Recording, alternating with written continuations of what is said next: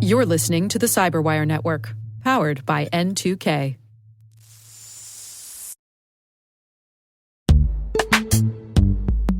In the dynamic world of enterprise security, identity architects and IT leaders face a major challenge. Growth by repeated acquisitions multiplies the complexity of everything. Multiple IDPs, MFA providers, policy engines that all need to coexist. This can lead to fragmented user identities and policies that create security vulnerabilities and add access friction. Strata Identity solves this. Now you can decommission unneeded IDPs and consolidate the ones you'd like to keep without rewriting apps or disrupting users, engineers, and app owners. Plus, Strata's modular architecture makes it easy to integrate with any identity provider without manual maintenance and coding. Join the ranks of cybersecurity leaders using identity orchestration. Visit strata.io/cyberwire, share your top identity security priorities, and receive a pair of complimentary AirPods Pro. Offer valid for organizations with over 5,000 employees. Step into a new era of identity management at strata.io/cyberwire.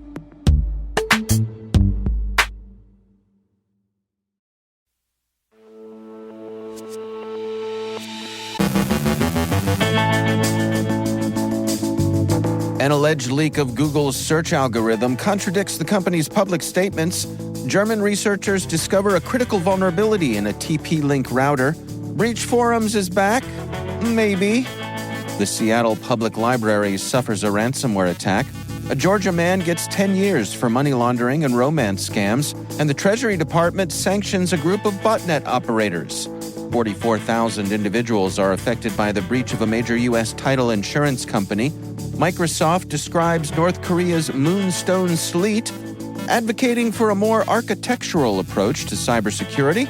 Maria Varmazis speaks with WiCyS Executive Director Lynn Dohm and a panel of N2K experts about the 2024 Cyber Talent Study. And a cracked password results in a multi-million-dollar windfall.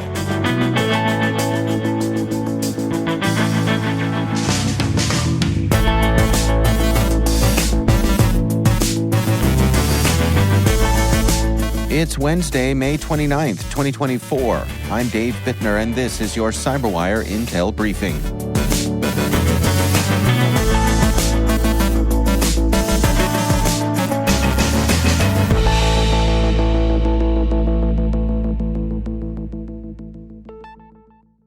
Thanks again for joining us here today. It is great to have you with us.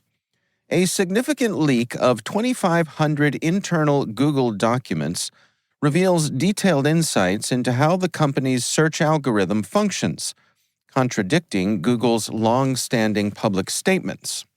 SEO expert Rand Fishkin, who received the documents, claims they show Google has misled the public about its ranking processes.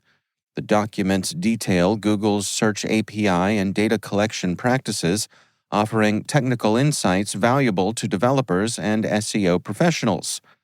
Key revelations include discrepancies about the use of Google Chrome data in rankings and the role of EEAT, that's experience, expertise, authoritativeness, and trustworthiness. Despite Google's claims that Chrome data isn't used for ranking and EEAT isn't a ranking factor, the documents suggest otherwise. They show Google tracks author data, which may influence search results, contrary to Google's public statements.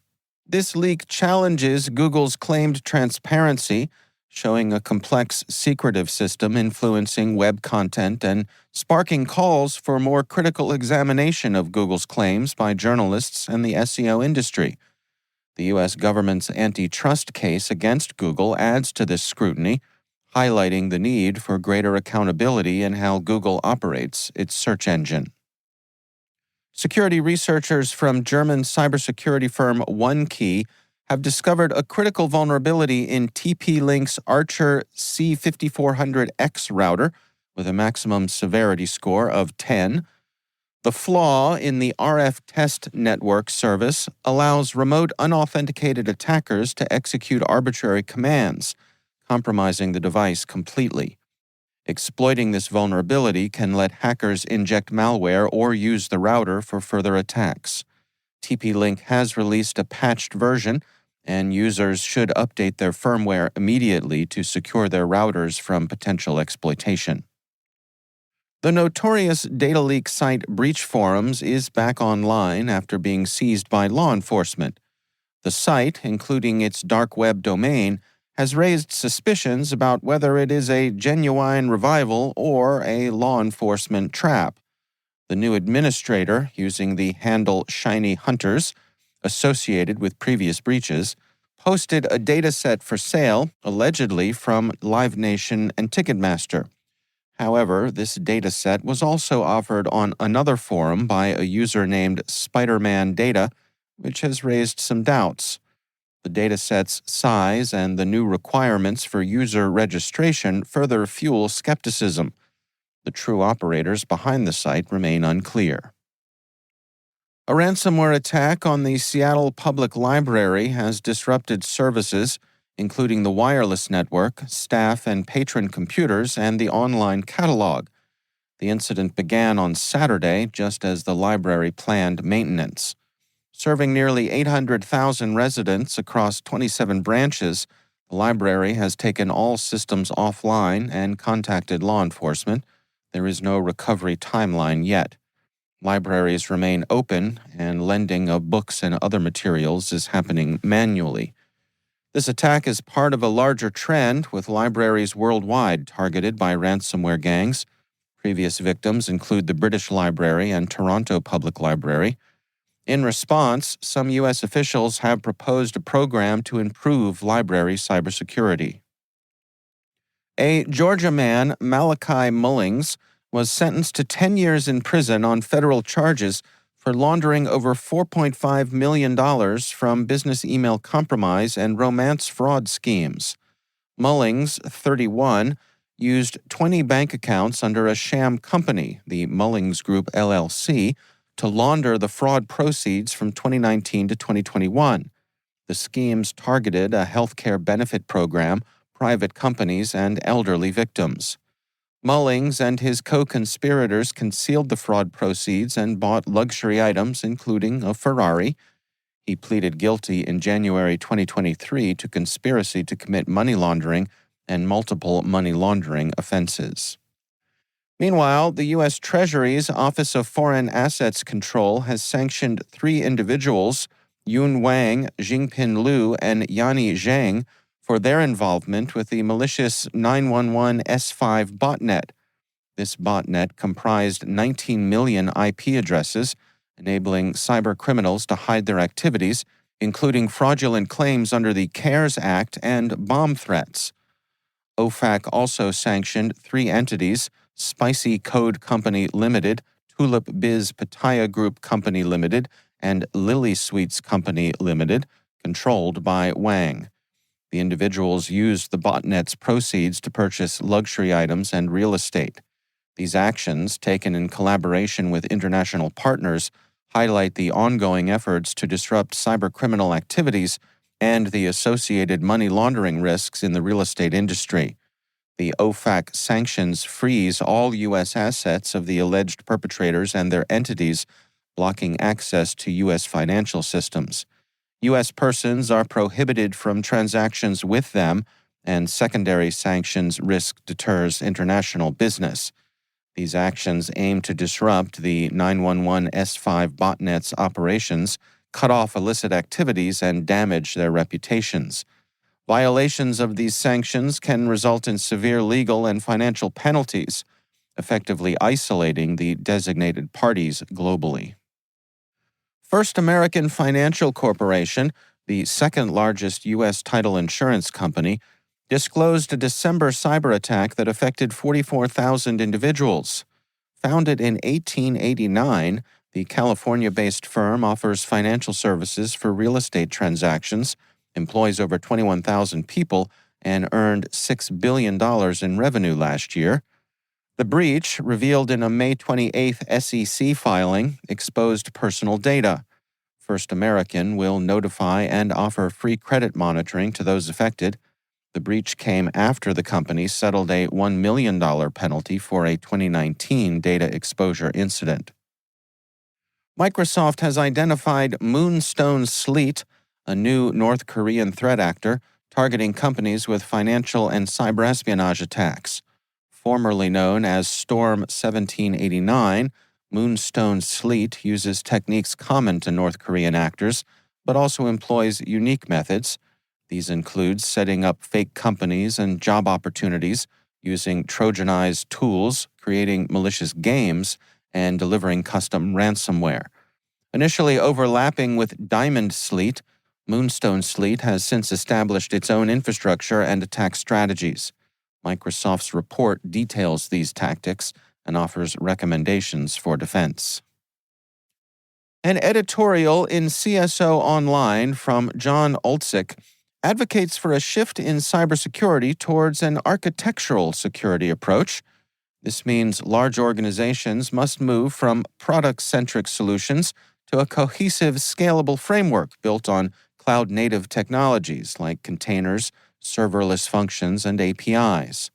This transition will enable better handling of the increasing complexity and volume of security operations. Research shows 45% of cybersecurity professionals find their jobs more challenging now than 2 years ago. Challenges include a growing attack surface, evolving threats, more security alerts, and large data volumes. Cloud-native apps and new devices will further increase vulnerabilities. Olczyk says generative AI will assist with basic tasks, but also enable more sophisticated attacks. Effective data management and automation will be crucial. Many organizations will rely on managed security service providers to maintain advanced security architectures. Collective defense and cooperative security efforts will become more common, with new companies emerging to support this approach.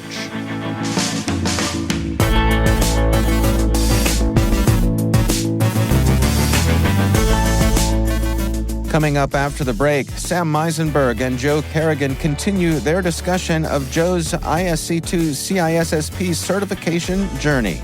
Maria Varmazis speaks with WiCyS Executive Director Lynn Dohm and a panel of N2K experts about the 2024 Cyber Talent Study. Stay with us.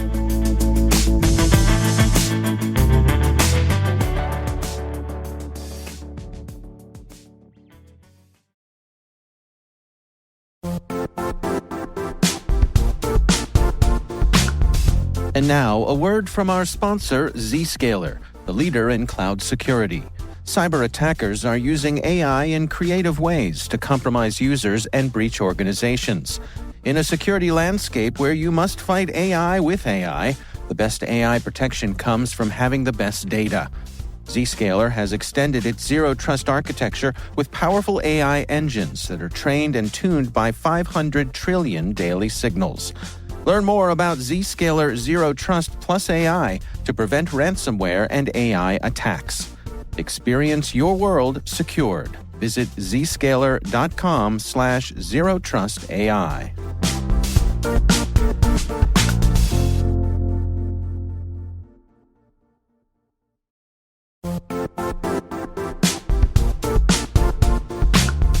Don't struggle to align your organization's cybersecurity with business risk. Get the only solution that goes beyond reacting to threats with vulnerability and risk monitoring. You need the next evolution of MDR, and only Critical Start delivers it. Critical Start doesn't just monitor and respond to threats. They put you in control by detecting suspicious activities, quickly responding to contain threats, and identifying your most critical assets and protecting them against vulnerabilities and exposures. With continuous visibility, expert guidance, and measurable risk reduction, Critical Start has redefined what it means to manage cyber risk. Demonstrate provable security maturity to your leadership while positioning your program to achieve the greatest risk reduction per dollar spent. Stop fearing risk and start managing it with Critical Start. Visit criticalstart.com and request a demo today. That's criticalstart.com.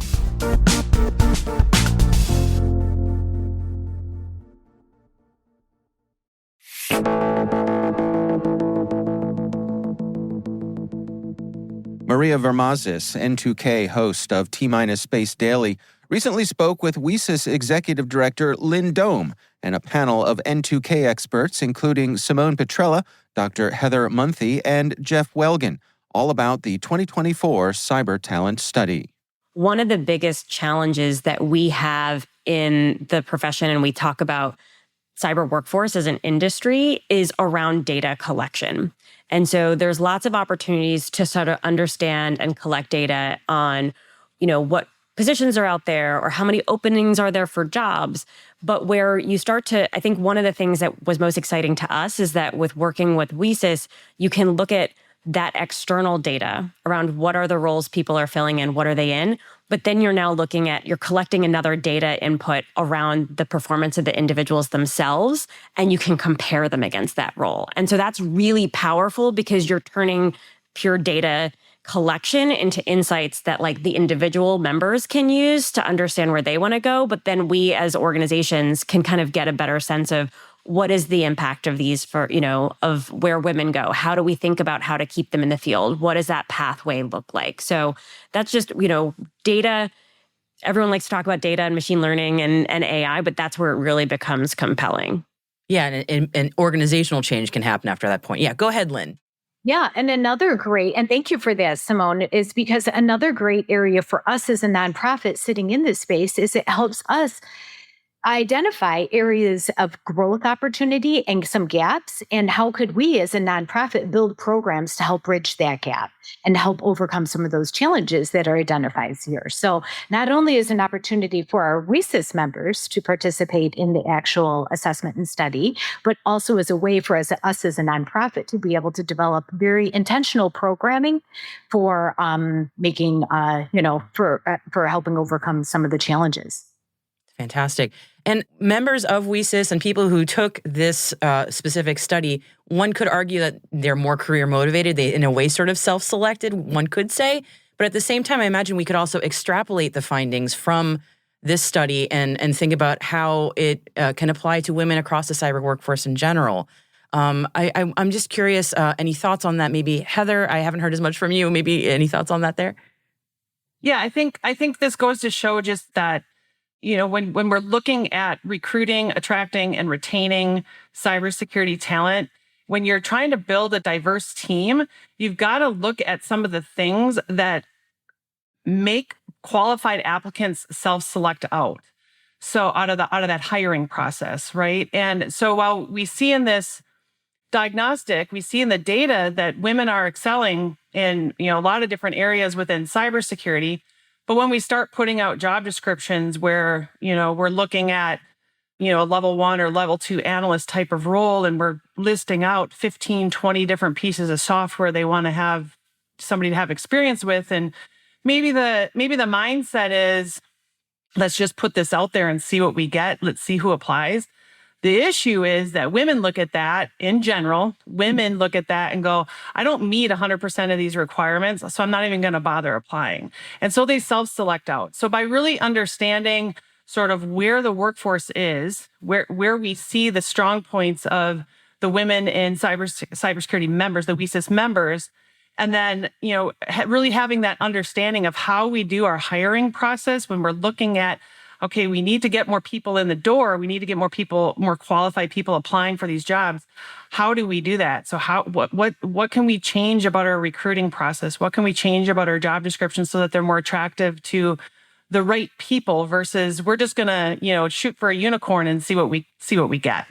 Yeah, it's a familiar issue in not just in cyber, but in a lot of tech world jobs as well, that whole unicorn hunting phenomenon.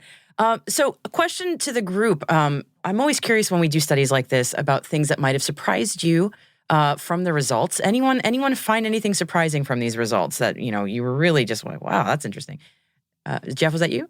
Yeah. I mean, well, one, I think the outperformance was surprising. I think this is not an easy diagnostic. It's very difficult. So to see across all nice categories was surprising. You'd expect maybe, some here and some there, but 100%, that was surprising. I think the other thing that leaves me questioning and hungry for more information is around representation. Because when we looked at the representation of WiCyS members who took this, and we're asking them, well, what field or what functional area do you associate with? We see really low representation in operational technology and engineering and in data engineering and analytics. Now, you could make an argument that maybe those are smaller functional fields in cybersecurity. So maybe the smaller representation there, it correlates to just the broader cybersecurity field.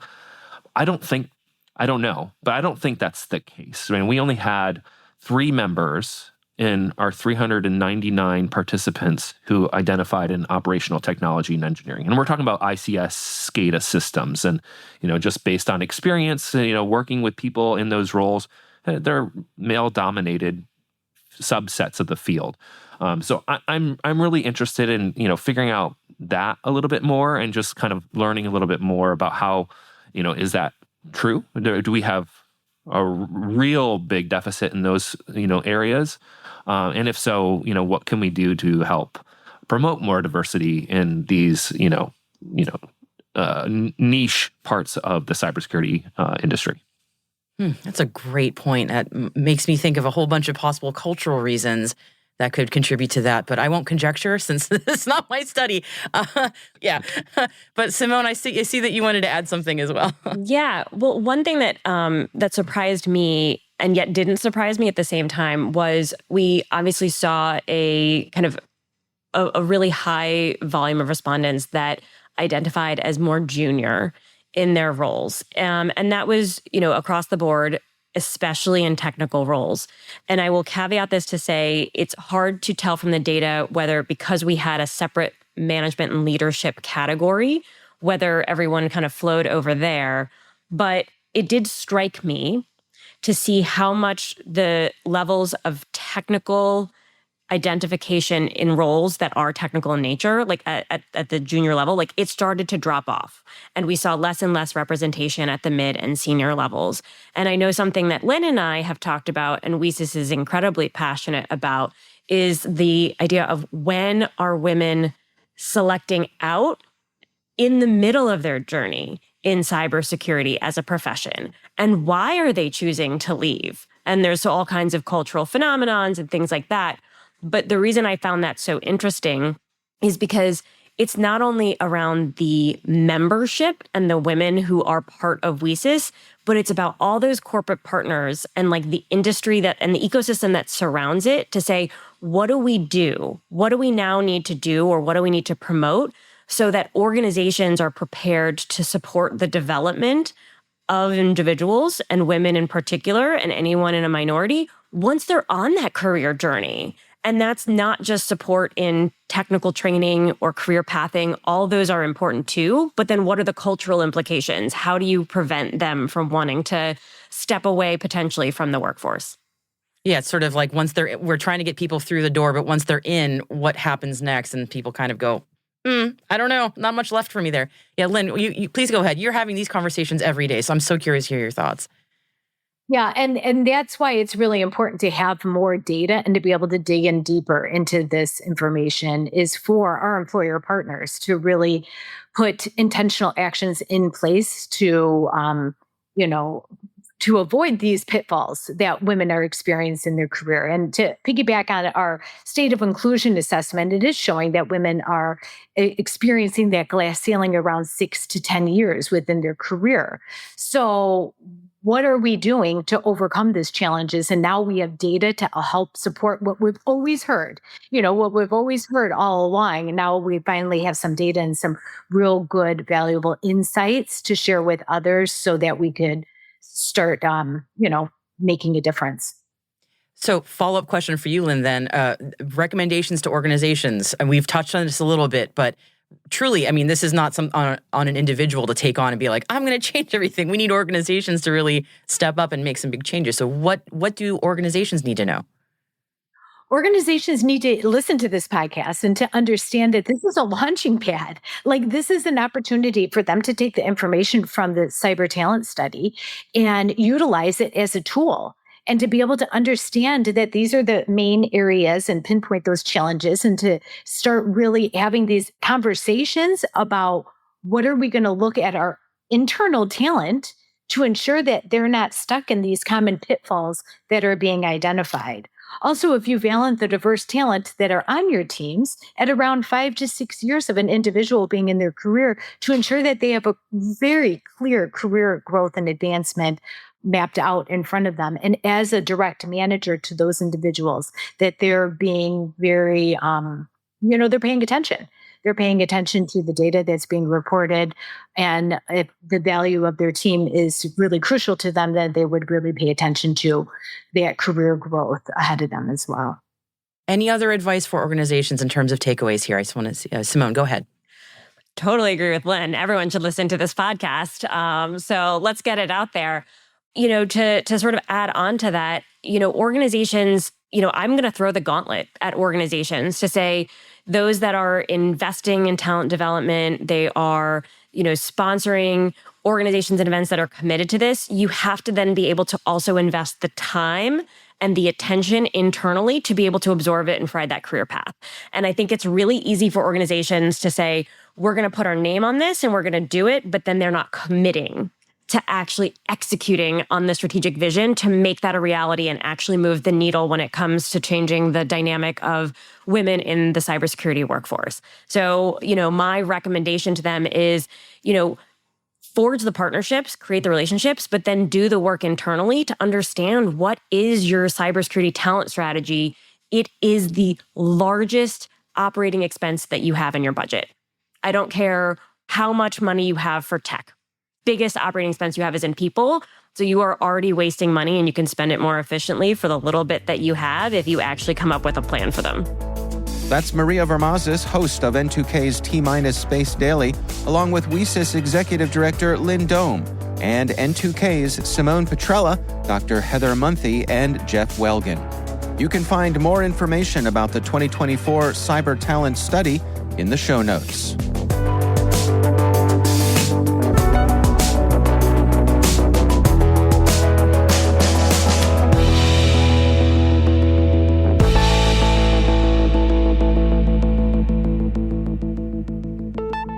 Coming up next on our Learning Layers segment, hosts Sam Meisenberg and Joe Kerrigan continue their discussion of Joe's CISSP certification journey using N2K's comprehensive CISSP training course, our practice test, and practice labs. Sam and Joe dive into Domain 6, which focuses on security assessment and testing. You can check out a sample question in our show notes.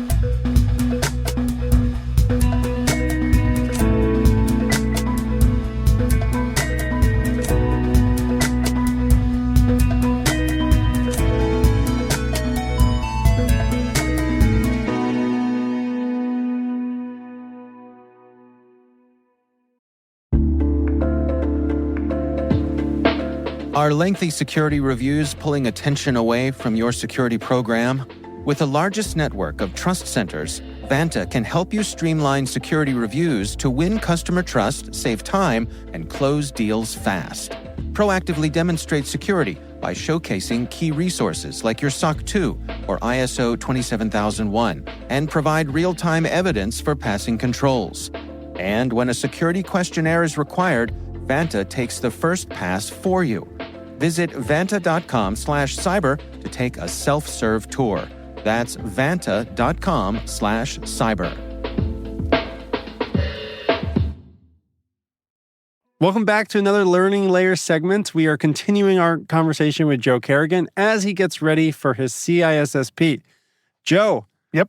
Welcome back. Thanks. Let's talk Domain 6. Indeed. And how we're going to do that is like what we did for Domain 5. Let's do a question together. Let's do it live. I'll put you on the spot and give your content knowledge a test. So why don't you start by reading the question? Very good. Like I'm taking the exam and yes, sweating. Tell us what's going through your head. So first, I'm going to read the word of the actual question. Mm-hmm. It is, you are hiring a vendor to perform a penetration test that would simulate a breach from an insider threat. What type of test would be best to perform? And the word best is in all caps. Okay, and what does it mean that the word best is in all caps? What does that signal to you? That means that there are probably multiple answers that you could give here that would be kind of correct. Yeah. but one of them is going to be more correct than the rest of them. That's right. And also sometimes it means there's not a perfect answer. Right. And you might have to choose one that is, technically right. It's all relative to how right it is compared to the other ones. Right. So in a weird way, I like to say, if you see best in all caps, it's going to be a hard question. Joe, what's going through your head when you read this situation? Summarize what's happening, and then what are you looking for? So immediately, I remember from the lecture and actually from, a lifetime of doing this, you can have 3 different kinds of tests. Really, there's 2 different kinds of tests and then a hybrid, right? There's a black box test, which is where you know nothing about the environment and you're just going to test it. There's a white box test where you know everything about the environment and you're going to test it. And then there is what they call a gray box test, which is where you have something that you know about the environment. Maybe you have some knowledge, but you don't have other parts of it. The thing that sticks out in my head is it's an insider threat. Mm-hmm. So they don't specify that it's like an administrative insider threat. Okay. They just say insider threat. So if you're going to do a pen test and you're going to emulate an external actor, you do a black box test. Yep. If you're going to do a pen test and you're going to emulate an internal administrator or privileged user, you do a white box test. If you're going to emulate just a standard user, a non-privileged user, that's when you do the gray box test. So immediately, my answer to the question before I look at the options is gray box test. Awesome. Love that approach. Joe, is gray box one of the choices? It is not. Oh, hate when that happens. Okay. That's very frustrating. There are 4 choices, and 2 of them I immediately eliminate. And Okay. one being the blue box test. Okay. Because I don't know what the blue box test is. Maybe that's what you put in the recycling bin. Those are blue around here. Okay. And then the other answer I eliminate is the white hat hack, Mhm. which is that's more of a security research kind of thing. Mhm. It's not really a test, Mm-hmm. and it doesn't fall into white box, black box, or gray box. That's right. But the other 2 answers are black box and white box. Gray box is not selected, not listed rather. So now I'm down to these two answers, black box and white box. The question is, which test would be the best to perform? Well, a black box would not do a very good job of emulating any kind of internal attacker. Yep. A white box might be overkill for a non-privileged user, but it would be a good test for a privileged user. So I'm going to select white box. Nice. And drum roll, please. That is, of course, the right answer. All right. Nice work, Joe. Thank you. No applause, please. Good work on Domain 6. We'll do it again next week. We'll talk about Domain 7. And I'm going to try to bring a question that's going to stump you, okay? Oh, okay. I would like to have that. That's right. When you get a question wrong, it's a learning moment. There you go. Absolutely. All right. We'll see you in Domain 7.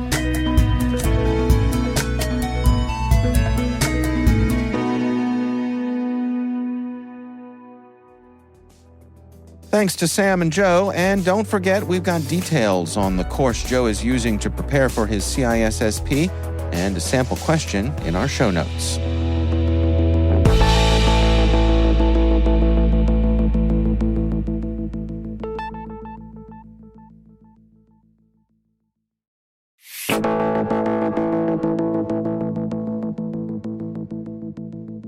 And finally, Kim Zetter writes for Wired about the tantalizing tale of Michael, a crypto owner, who 2 years ago asked hacker Joe Grand to recover access to $2 million in Bitcoin stored in an encrypted file.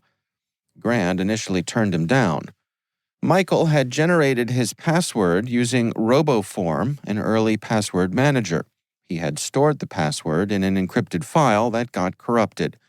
This left Michael unable to access his 43.6 Bitcoin, worth about $5,300 back in 2013. Joe Grand, also known as Kingpin, is a hardware hacker who had successfully cracked another crypto wallet in 2022. This time, the challenge was software-based, and Michael couldn't remember the exact date or parameters he'd used to generate his password. After several failed attempts and much pestering of Michael for details, Grand and his collaborator Bruno discovered a flaw in the old RoboForm version that was used by Michael. The password generator tied passwords to the computer's date and time, making them predictable. Using this flaw, they generated passwords from the relevant time period. Eventually, they hit the jackpot. The correct password was generated on May 15, 2013. Michael could finally access his Bitcoin, and he gladly gave Joe Grand and his partner Bruno their share of the proceeds. Michael sold some of it at $62,000 per coin, ending up with 30 Bitcoin, now worth about $3 million. Michael reflects, stating, "Losing the password turned out to be a financial blessing. Otherwise, I would have sold the Bitcoin at $40,000 and missed out on a greater fortune. I found $20 in a jacket pocket once. It's practically the same thing."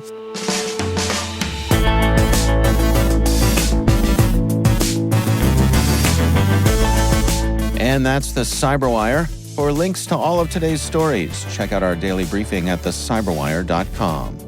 We'd love to know what you think of this podcast. Your feedback ensures we deliver the insights that keep you a step ahead in the rapidly changing world of cybersecurity. If you like our show, please share a rating and review in your podcast app. Please also fill out the survey in the show notes or send an email to cyberwire@n2k.com.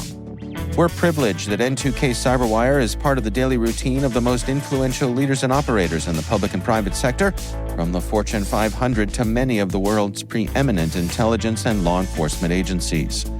N2K makes it easy for companies to optimize your biggest investment, your people. We make you smarter about your teams while making your teams smarter. Learn how at n2k.com.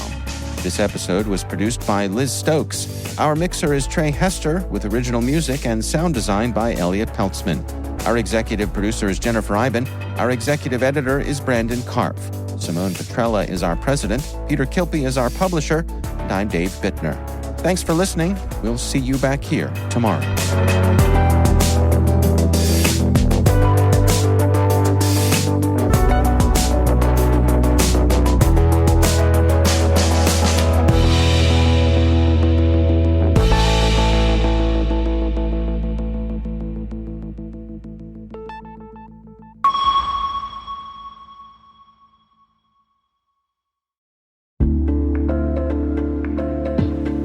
Hey listeners, we're always looking for ways to improve the N2K Cyberwire network and maintain the intelligence-driven news experience that keeps you in the know on the latest developments in cybersecurity.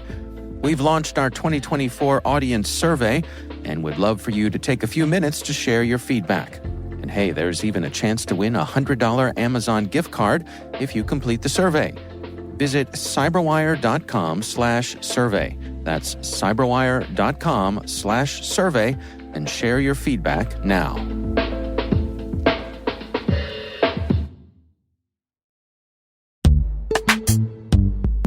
And now a word from our sponsor, Netskope. Netskope is a worldwide leader in SASE and Zero Trust. Its unified platform, Netskope One, provides optimized access and Zero Trust security for people, devices, and data anywhere they go, helping customers reduce risk, accelerate performance, and get unrivaled visibility into any cloud, web, and private application activity. To learn more about how Netskope helps customers be ready for anything on their SASE journey, visit netskope.com.